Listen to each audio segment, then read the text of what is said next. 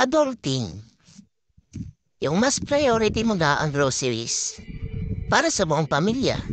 Nung kahit nasa trabaho pa, hindi mo isipin kung may nakakain ba sila anytime na gusto nila. Kung habang wala ka, dahil kampante ka na umalis ka, na may stop.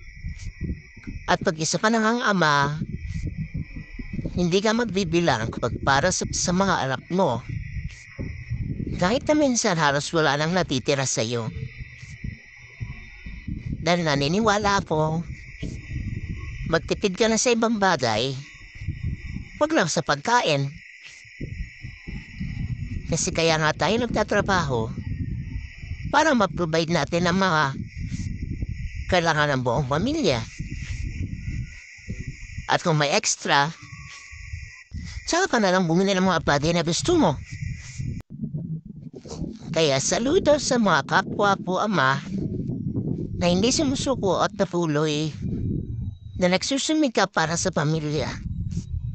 Kaya ikaw, oo ikaw, tandaan mo na pag bumuo ka na ng pamilya, baguhin mo na ang mindset mo. Dahil kapibat ng pagpapamilya ay ang walang hanggang katapusang responsibilidad. Yung mga napasanayan mo, iiwan at iiwan mo yan.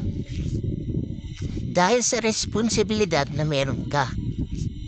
Kaya kung takot ka sa responsibilidad, wag na wag mong papasupil ang pagpapamilya.